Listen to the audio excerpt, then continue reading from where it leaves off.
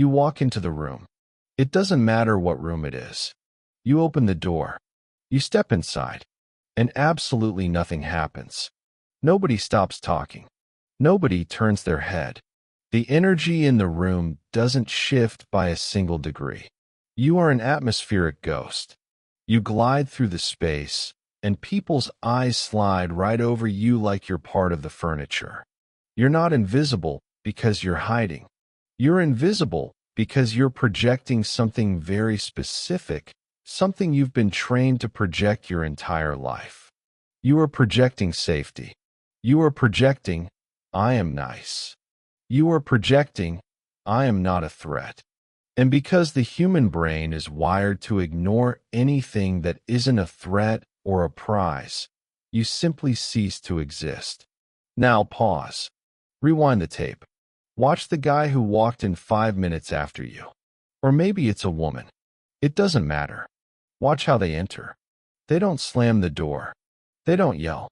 They don't make a big show of announcing their arrival. In fact, they do less than you did. Much less. But the moment they cross that threshold, the room changes. It's subtle at first. A conversation in the corner dips in volume. Heads turn, almost involuntarily, to track their movement. The air gets heavier. People unconsciously sit up straighter. They check their posture.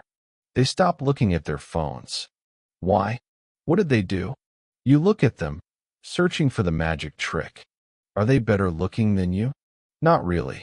Are they wearing a 3-piece suit while you're in jeans? No. Are they famous? No. So why does every single person in this room feel a sudden, biological urge to seek this person's validation, while you have to fight just to get a bartender to look at you? It's because they are intimidating. And right now, your brain is rejecting that word. You've been socialized to think intimidation is a bad thing. You think intimidation means bullying. You think it means loud aggression, chest thumping, and acting like a tyrant. You think it's mean. You think it's antisocial. Wrong. That is the definition of intimidation for weak people who don't understand power. Real intimidation, the kind that gets you hired, the kind that gets you dates, the kind that makes people respect your boundaries without you ever having to speak a word, is not aggression. It is the absence of anxiety. It is the refusal to signal submission. It is a biological trick that hacks the ancient predator versus prey detection system in every human brain. And right now, you are triggering all the wrong sensors. You are walking through life triggering the prey sensor in everyone you meet. Think about the last time you met someone new. Really visualize it. You extended your hand. What did your face do? You smiled. Immediately. Not a genuine smile because something was funny, but a reflex smile. An appeasement smile. You raised your eyebrows to look harmless. You nodded before they even finished their sentence. You leaned in, shrinking your physical footprint, trying to take up as little space as possible. You think you were being polite. You think you were being charming. But let's look at the biology. What you were actually doing was sending a high-frequency broadcast that screams, I am lower status than you. Please accept me. I am safe to ignore. You were apologizing for your existence before you even introduced yourself. You stripped yourself of all danger, and in doing so, you stripped yourself of all value. Because here is the uncomfortable truth that nobody wants to talk about at the dinner table. Humans do not respect what is safe. We do not respect what is easily acquired. We do not respect what begs for our attention. We respect what we can't quite figure out. We respect what feels slightly dangerous. We respect what has the potential to hurt us, but chooses not to. That person who walked in and commanded the room, they used a specific body language trick, a mechanism of physical behavior that signaled they don't need the room's approval. The room needs theirs. They flipped the script, and they did it without saying a word. This isn't about becoming a villain. This isn't about becoming a jerk. This is about deleting the victim code from your operating system. Because right now, your body language is betraying you. You can have the smartest ideas in the meeting. You can be the funniest person on the date. You can be the most qualified candidate for the job. But if your body is signaling prey, you will be treated like prey. You will be interrupted. You will be overlooked. You will be the nice guy who finishes last, wondering why the world is so unfair, while the people who understand this trick walk right past you and take what you wanted. This video isn't going to teach you how to posture. It's going to teach you how to stop broadcasting your own submission. We are going to explore the body language of the predator, not the one who hunts, but the one who doesn't need to run. We are going to dismantle the nice persona you use as a shield, because that shield is actually a target. You want to know why you're invisible? It's because you're moving too much. You're smiling too much. You're trying too hard. The trick that makes you instantly intimidating is the one thing you are terrified to do. You don't think you do it. That's the scariest part. You think you walk through the world with neutral body language. You think you're just existing. But if we put a hidden camera on you for 24 hours and played the footage back in slow motion, you would see a horror movie. You wouldn't see a confident adult moving through their day. You would see a nervous creature constantly signaling that it doesn't want to be hurt. You would see the prey signals. Let's zoom in on the first one. The bobblehead. You're in a conversation. It's not even a high-stakes conversation. Maybe you're just talking to a coworker or a barista. They are speaking. And what are you doing? You are nodding. But you aren't just. Nodding wants to acknowledge a point. You are nodding continuously.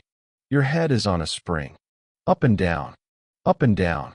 A rapid-fire series of micro-nods that starts the second they open their mouth and doesn't stop until they finish. Why do you do this? You think you're showing interest. You think you're being an active listener. But look at the biology.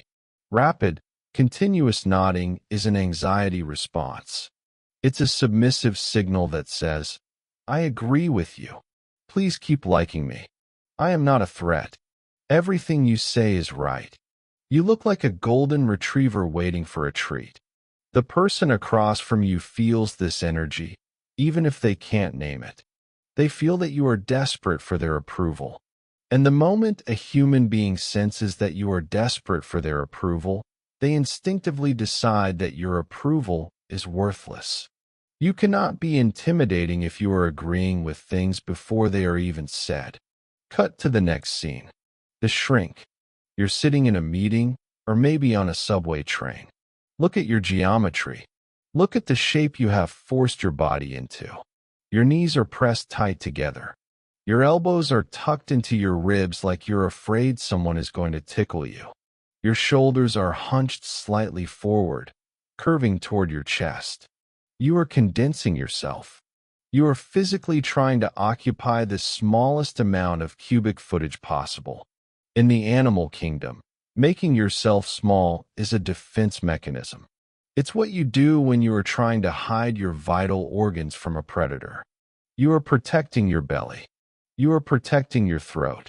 By sitting like this, you are shouting to the room, I am vulnerable. I am afraid of being attacked. When you shrink, you tell the world that you do not deserve the space you inhabit. You are signaling that your existence is an inconvenience to others, so you will kindly fold yourself up like origami to make room for the real people. And guess what? The real people, the ones who spread out, who lean back, who expose their chests, they see your contraction. They see it as weakness. And they will talk over you, step in front of you, and ignore you, because your body told them it was okay to do so. Now, look at your hands. The self-soothe. There is a lull in the conversation. A moment of silence. The air gets a little thin. What do your hands do? Do they stay still? No. They start to flutter. You reach up and touch your neck. You scratch a phantom itch on your nose. You adjust your glasses. You play with your ring. You check your pockets for a phone you know isn't ringing. These are pacifying behaviors. It's biology 101. When a primate is stressed, it touches itself to release oxytocin and lower its heart rate. It's an adult version of sucking your thumb. You are literally comforting yourself in public because the pressure of the moment is too much for you to handle without fidgeting. When you touch your neck, you are protecting your jugular. When you touch your mouth, you are blocking your speech. These are not random movements. They are the movements of someone who is uncomfortable in their own skin. And here is the kicker. The person you are talking to watches this. They see the hand go to the neck. They see the foot tapping a hole in the floor. And their primitive brain registers one thing. This person is nervous. Therefore, this person is hiding something, or this person is weak. If you are nervous, you cannot be the leader. If you are nervous, you cannot be the threat. You are the one who is threatened. Intimidation requires stability. It requires the appearance of total, unshakable internal calm. But you are a chaotic storm of micro-movements. You are leaking energy everywhere. You are nodding, shrinking, and fidgeting your way into the friend zone, into the reliable employee zone, into the nice guy zone. You think you're being polite, but in the language of the body, you are waving a white flag before the battle has even begun. You have stripped yourself of all mystery and all power. You have made yourself completely, utterly safe. And nobody respects what is safe. You call it being nice. You call it having manners. You tell yourself you're just being a good person, a civilized human being who was raised right. But biology doesn't care about your moral compass. Biology is brutal, binary, and ancient. And in the language of biology, you aren't being nice. You are submitting. Everything we discussed, the nodding, the shrinking, the nervous laughter, it all stems from one poisonous root belief. If I am pleasing enough, I will be safe. This is the logic of the child. It is the logic of the prey. It is a survival strategy designed for a world where you are at the bottom of the food chain. Think about a dog who knows he's in trouble. What does he do? He rolls over. He exposes his belly. He freezes. He is saying, I am helpless. I am giving you total power over me. Please don't hurt me. Now look at your life. Your boss criticizes you for a mistake you didn't make. What do? You don't hold the line.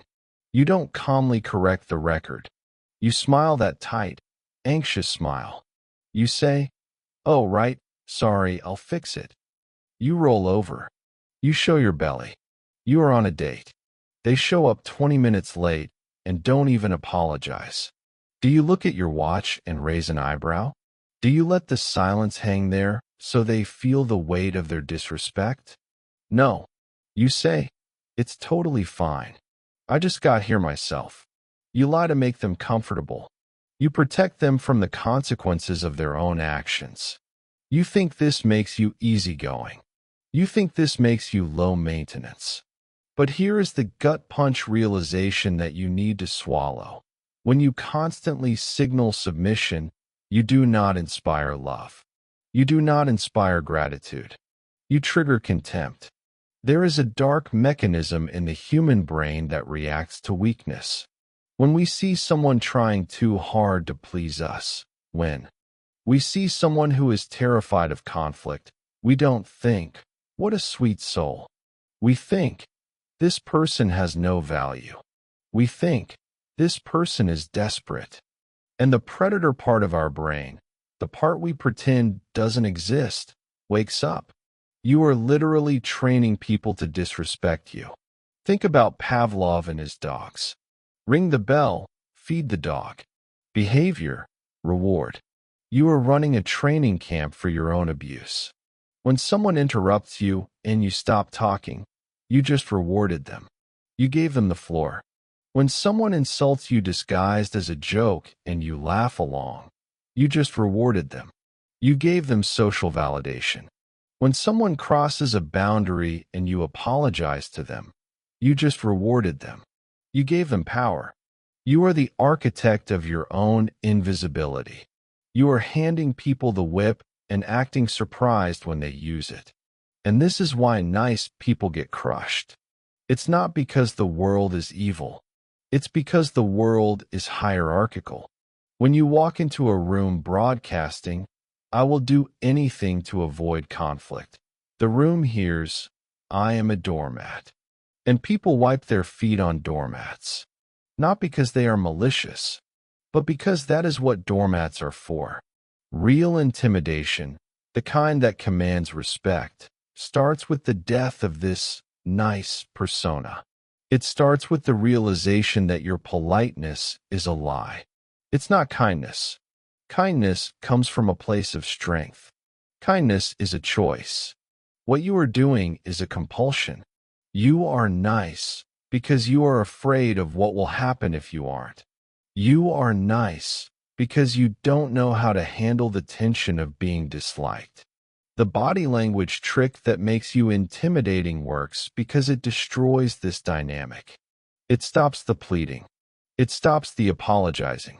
It sends a new signal, one that shakes people to their core because they so rarely see it.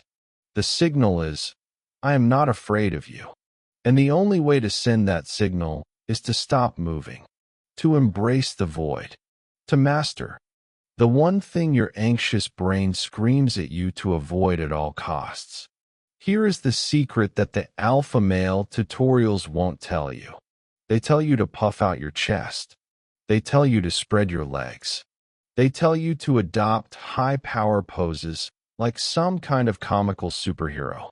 Throw all of that in the trash. That is acting. And people can smell acting from a mile away. The body language trick that actually works, the one that bypasses the conscious brain and strikes fear into the amygdala, is not about what you add to your behavior. It is about what you subtract. We call this the void. To understand why this works, you have to understand the psychology of fear. Why are you afraid of the dark? You aren't afraid of the dark itself. You're afraid of what might be in the dark. You're afraid because your visual data has been cut off. You cannot predict the threat because you cannot see it. The unknown is always infinitely more terrifying than the known. Now apply this to social interaction. When you are anxious, when you are nodding, fidgeting, and smiling, you are flooding the other person with data. You are a high-definition broadcast of your internal state. You are telling them exactly how you feel, exactly what you're thinking, and exactly how to manipulate you. You are predictable, and because you are predictable, you are safe. But when you enter the void, you cut the feed. You stop moving. You stop reacting. You stop broadcasting. Imagine you are sitting across from someone. You ask them a difficult question. Why didn't you finish the report? If they are weak, they will instantly start moving. Their eyes will dart. Their hands will wave. They will vomit words to fill the air. They are trying to give you data to make you happy. But if they are intimidating, they do nothing. They look at you. Their face is neutral. Their hands are still. They don't blink. They don't nod to encourage you to keep talking. They just sit there.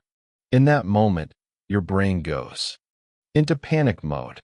The social contract says that when I speak, you should react. But you aren't reacting. The data feed is dead. And because your brain cannot read their intention, it assumes the worst. Are they angry? Do they know I'm lying? Are they about to fire me? This is the psychological mechanism of projection. When you present a blank canvas, when you become the void, people project their own insecurities onto you. You don't have to intimidate them. They intimidate themselves. They look at your stillness and they fill in the blanks with their own fears. They assume you are smarter than you are. They assume you are more powerful than you are. They assume you know secrets that you don't actually know. You become a Rorschach test, a mirror that reflects their own anxiety back at them. Consider the negotiation table. The person who talks the most usually loses. Why? Because they are leaking information. The person who sits back, steepling their fingers, listening without nodding, watching without smiling, that is the person who controls the room. They are a black hole.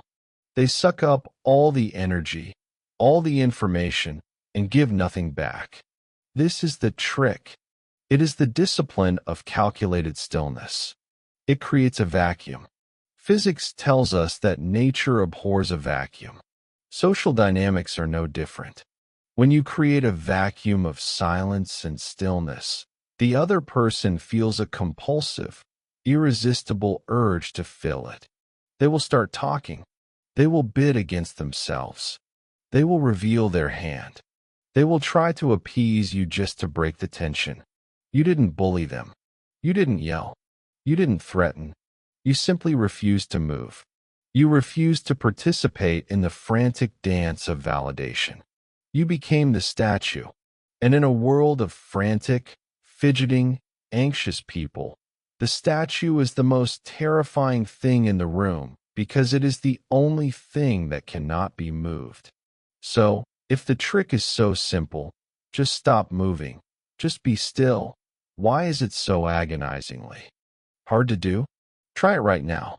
Put your phone down. Sit in a chair. Pick a spot on the wall. And just exist. Don't move your finger. Don't clench your jaw. Don't shift your weight. 5 seconds in, you feel it. It starts as a tickle in your brain. Then it becomes a physical itch. Your leg wants to bounce. Your hand wants to reach for something. Your face muscles want to twitch. A wave of anxiety starts to rise from your stomach. You feel weird. You feel awkward. You feel like you're doing something wrong. That feeling is not a glitch. That feeling is millions of years of evolutionary programming screaming at you to survive. We are social primates. For 99% of human history, our survival depended entirely on the approval of the tribe. If the tribe liked you, you ate. If the tribe rejected you, you starved, or you were eaten by something bigger than you. In the language of the tribe, stillness is dangerous. Stillness is aggression. If the alpha male grunted at you and you just stared back without smiling or shrinking, you were challenging him. You were about to get hit with a rock. So, your brain developed a safety mechanism, the appeasement reflex. When you feel social tension, that thick, heavy silence, your amygdala hits the panic button. It screams, danger. Tension implies conflict. Conflict implies death. Diffuse it. Now. And so you obey. You break the silence. You crack a nervous joke. You smile. You nod. You pop the tension bubble because the pressure is too much for your nervous system to handle. You sacrifice your power to buy back your comfort. This is why you aren't intimidating. Because you are addicted to comfort. You treat social tension like a hot potato. The second it lands in your hands, you frantically toss it back. You can't hold it. It burns you. But here is the difference between the predator and the prey. The predator is comfortable with the heat.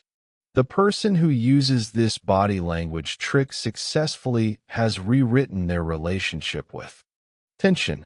They don't see silence as a problem to be solved. They see it as a weapon to be wielded.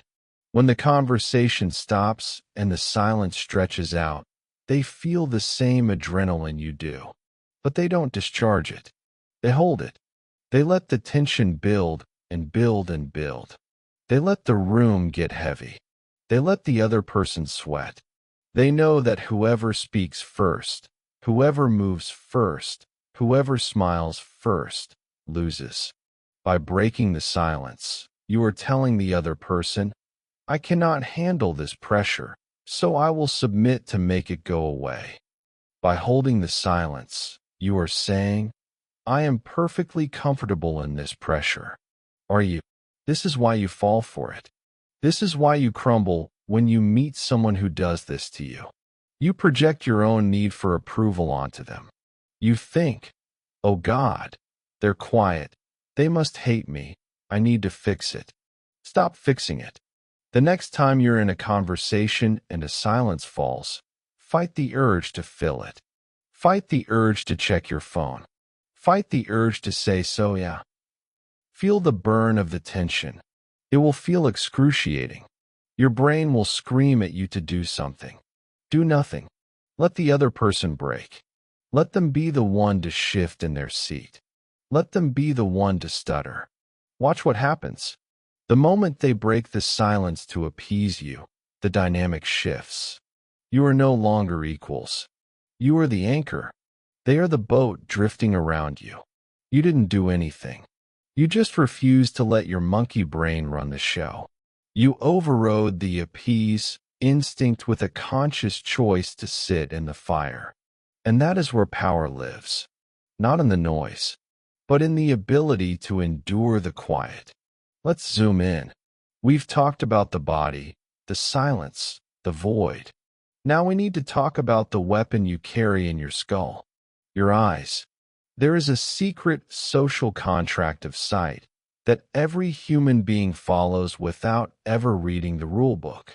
Here is how it works. I look at you. You look at me. We hold contact for about 3 seconds. Then the pressure builds. It becomes intimate. It becomes intense. So, to release the valve, one of us looks away. We look at the table. We look at the ceiling. We blink. Then we reconnect. This is the dance. Look, connect, break, release. Look, connect, break, release. It says, we are equals. We are safe. I am not challenging you. And you? You are the king of the break. You look away first. Always.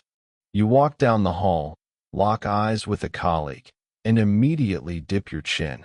You talk to your boss, and your eyes dart around the room like a trapped bird. You think you're being respectful, but in the wild, breaking eye contact is a surrender signal. It says, I yield. The body language trick that makes you intimidating is to violate this contract. You stop the dance. You stop the release. We call this the sticky gaze. Imagine you are shaking hands with someone. They look you in the eye. Then, after 3 seconds, they instinctively look away to relieve the tension. But you don't. You keep looking. Your eyes stay glued to theirs. When they look back, they find you are still there, waiting for them. You haven't moved. You haven't blinked. You haven't checked the environment. You have maintained a laser lock on their soul. This triggers a primal alarm in their nervous system. In nature, prolonged, unbroken eye contact means one of 2 things. I am about to mate with you. I am about to kill you. If you are in a boardroom and you aren't lovers, their brain defaults to option 2. You become a predator. But there is a nuance here. If you just stare wide-eyed, you look like a psychopath. You look deranged. That's not intimidation. That's creepiness. The master level of this trick is the defocus. Don't drill into their pupils. That's too aggressive. Instead, look through them. Focus your eyes about 3 inches behind their head. Or shift your gaze to the spot right between their eyebrows, the third eye spot. This is devastatingly effective for one specific reason: asymmetry. When you look someone in the eyes, you are engaging in a mutual exchange. I see you, you see me. It's a connection. But when you look at the bridge of their nose or their forehead, you break the connection. You are no longer engaging with them. You are observing them. You are inspecting them. Try it.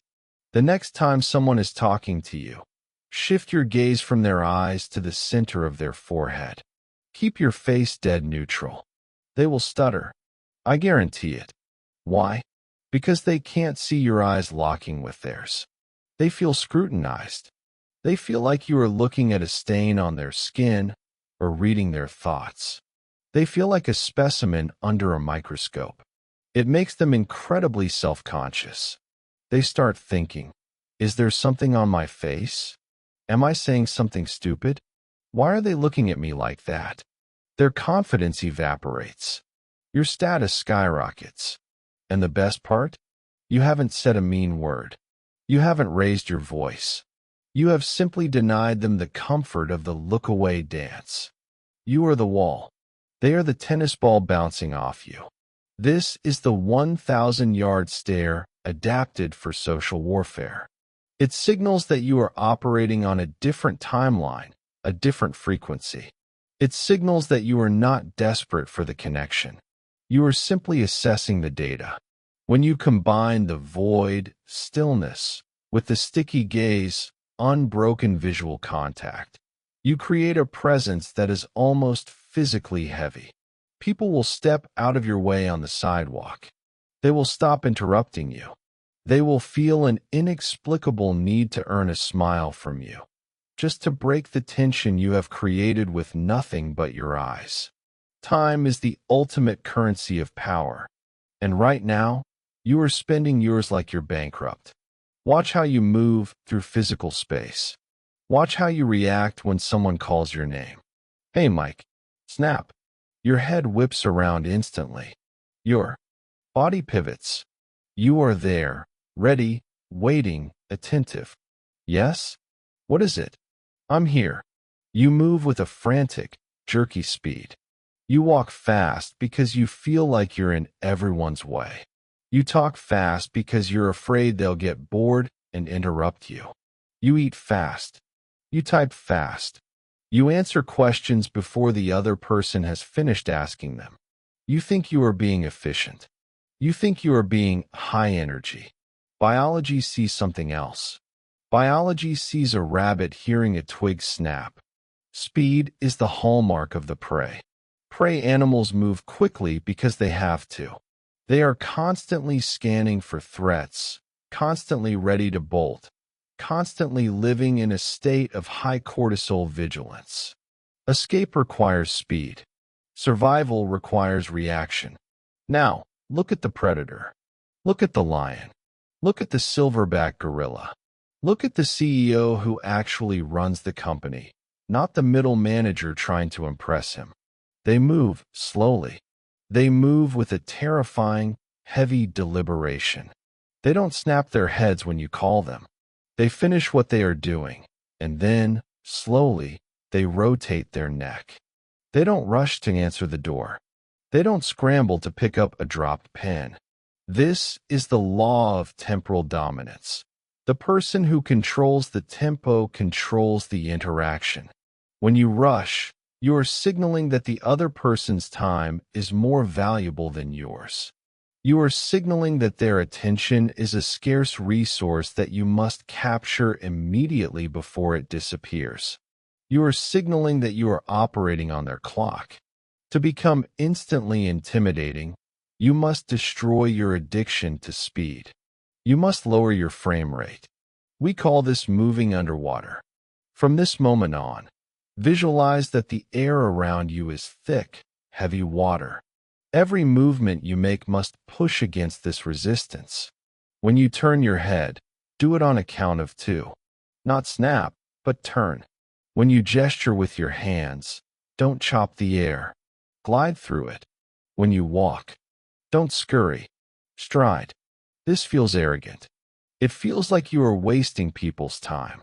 Your internal monologue will scream, "Hurry up. They're waiting for you. You're being rude." Ignore it. That is your slave programming. When you slow down, you force the world to synchronize with your rhythm. It is a massive power flex. Imagine you are in a meeting. Someone asks you a tough question. The old you would jump on the answer. Well, actually, the numbers are. The new you pauses. You take a breath. You move your hand slowly to your chin. You look at them.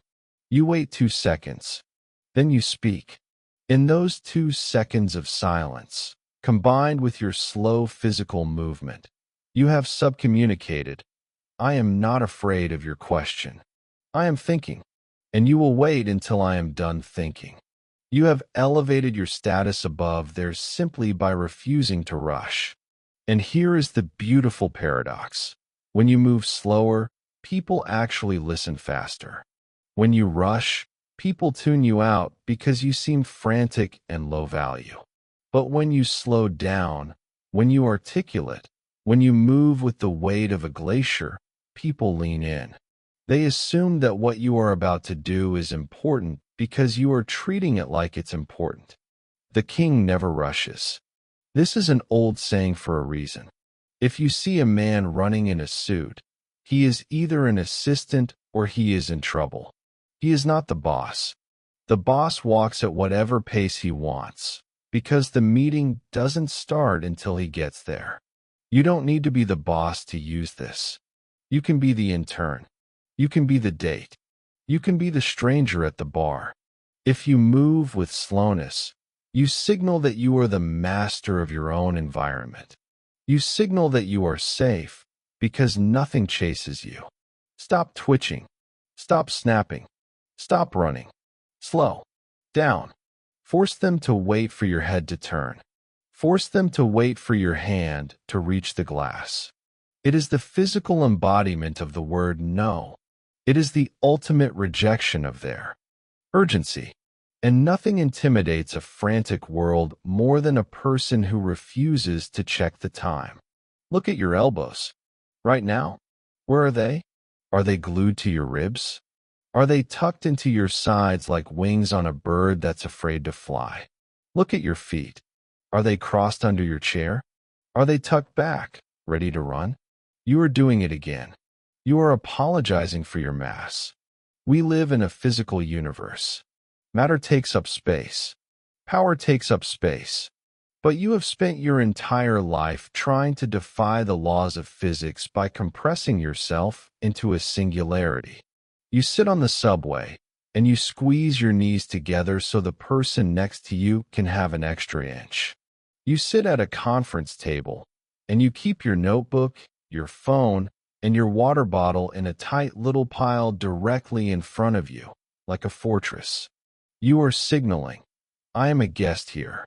I will not intrude. And the world treats you like a guest. It treats you like a temporary inconvenience. Intimidation, the kind that makes people hesitate before they challenge you, is about territoriality. It is the biological mandate to expand. Watch a cat enter a room. It doesn't scuttle along the wall. It walks right down the center. It flops down in the middle of the rug, exposing its belly, stretching its paws out to the maximum possible length. It claims the floor. Now watch a powerful human. They don't just occupy their chair. They occupy the space around their chair.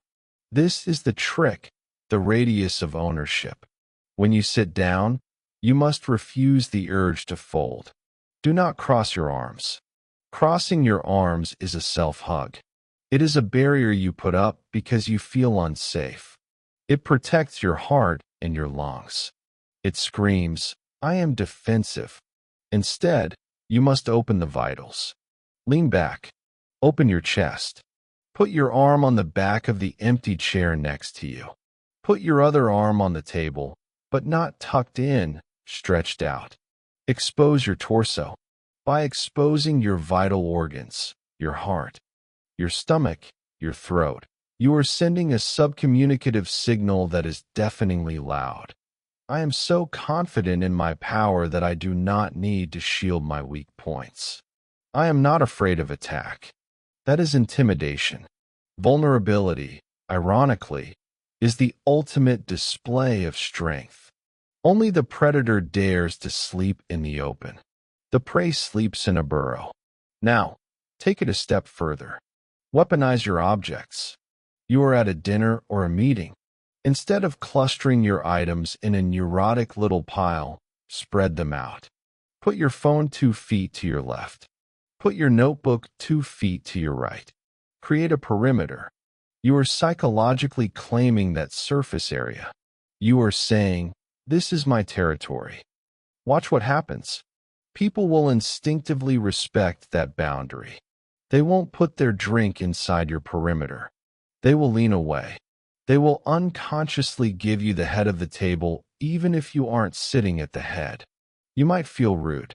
You might think, "I'm taking up too much room." Stop it. That is the voice of the prey.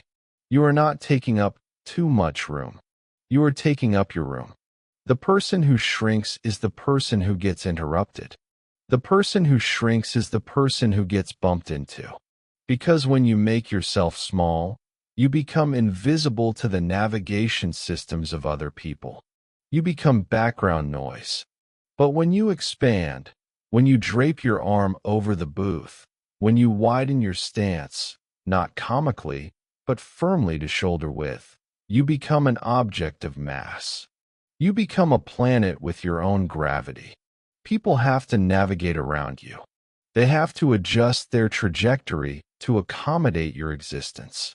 That shift in physics creates a shift in psychology. They feel smaller because you have made yourself bigger.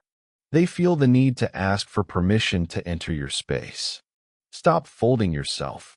Stop crossing your legs. Stop tucking your elbows. Unfold. Expand. Claim the empty air around you. If you don't claim it, someone else will. And in the zero-sum game of social dominance, space is power. We have talked about eyes. We have talked about speed. We have talked about space.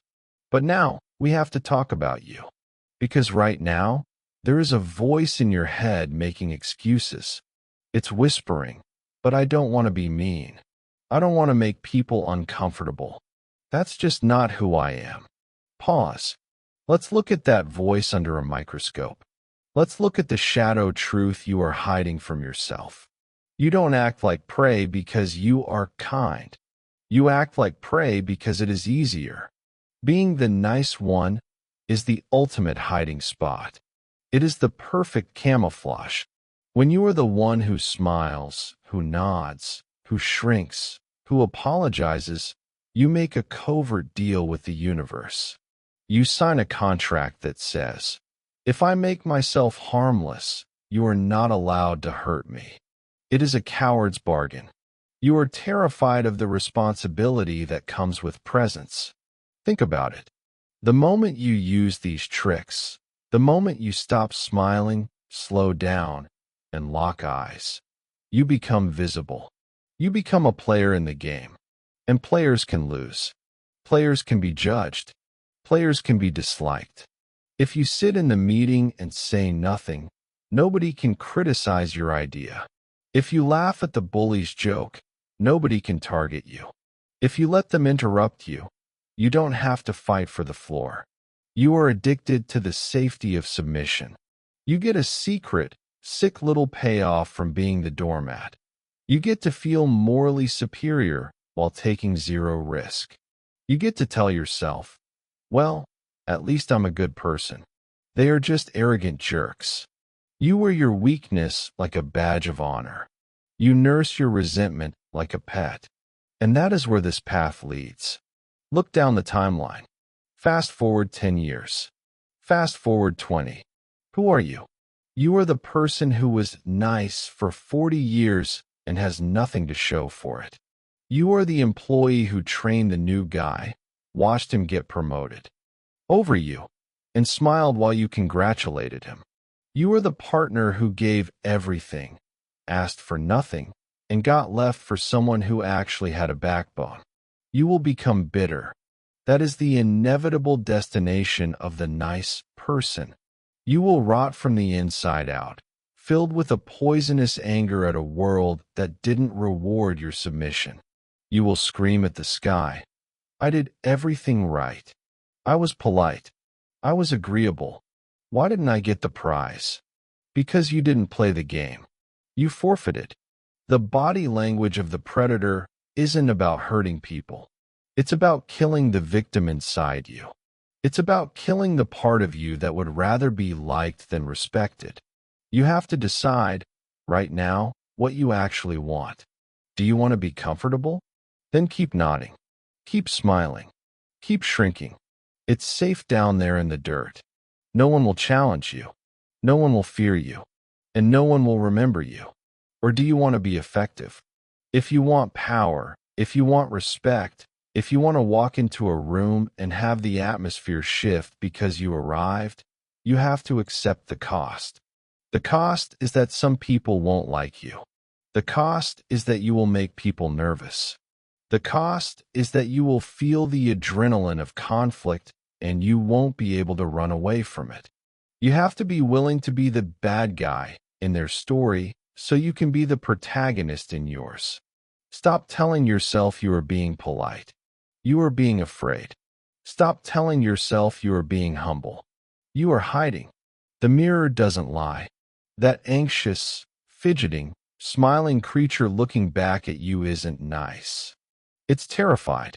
And until you admit that you are choosing that fear every single day, no trick in the world can save you. Here is the final truth. You can watch 100 videos. You can read 1,000 books. You can understand the theory of calculated stillness perfectly, but none of it matters until you actually do it in the terrifying heat of the moment. The next time you are in a high-stakes situation, your body is going to betray you. Your heart is going to hammer against your ribs. Your hands are going to sweat. Your brain is going to scream, smile, laugh, fidget, do something.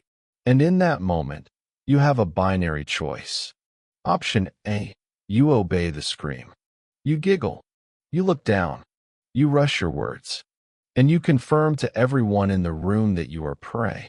You stay safe, you stay liked, and you stay invisible. Option B, you become the statue. This is the only homework assignment that matters.